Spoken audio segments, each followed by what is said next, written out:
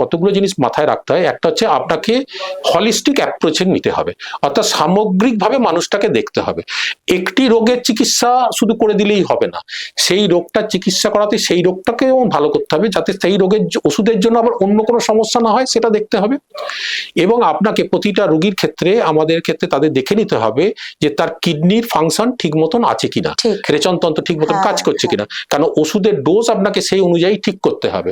এবং এটা করার সময় আরো একটা জিনিস আপনাদের খেয়াল রাখতে হবে, যে বয়স্ক মানুষরা শুধুমাত্র তো আমাদের এই মডার্ন মেডিসিন, যাকে আপনারা অ্যালোপ্যাথি বলেন আর কি, শুধুমাত্র তো অ্যালোপ্যাথি ওষুধ খায় না, হয়তো দেখবেন তার সঙ্গে হয়তো কোনো একটা হোমিওপ্যাথি ওষুধ খাচ্ছেন, কোনো একজন বন্ধু তাকে হয়তো বলেছেন এই আয়ুর্বেদিক ওষুধটা খাওয়া তোর ভালো হবে, সে আয়ুর্বেদিক ওষুধও খাচ্ছেন।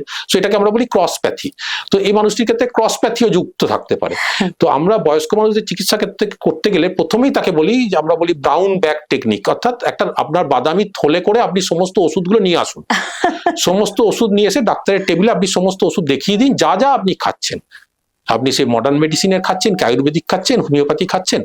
এইবারে আপনাকে এগুলো কিছু সাইন্টিফিক টার্ম আছে, বিভিন্ন আমাদের এই চিকিৎসা করতে গেলে বিভিন্ন ক্রাইটেরিয়া ওয়াইজে এই ওষুধগুলোকে দেখতে হবে যে ওষুধগুলো আপনার আদৌ প্রয়োজনীয় আছে কিনা।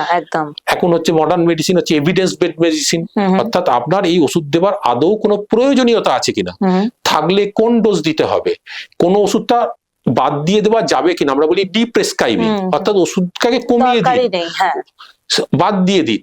তাহলে এই ব্রাউন ব্যাগ টেকনিকের মাধ্যমে যদি আপনি করতে পারেন তাহলে সেইগুলো আপনি একসঙ্গে করতে পারবেন। বয়স্ক মানুষদের কিন্তু শুধু অ্যাডাল্ট মানুষের আপনি যেভাবে চিকিৎসা করছেন এইভাবে করলে হবে না, আপনাকে কিন্তু অনেক কিছু জিনিসই আপনাকে মাথাতে রাখতে হবে। সম্পূর্ণ ভিডিওটি দেখতে ভিজিট করুন আমাদের ইউটিউব পেজ দ্য ওয়ার্ল্ড আরোগ্য।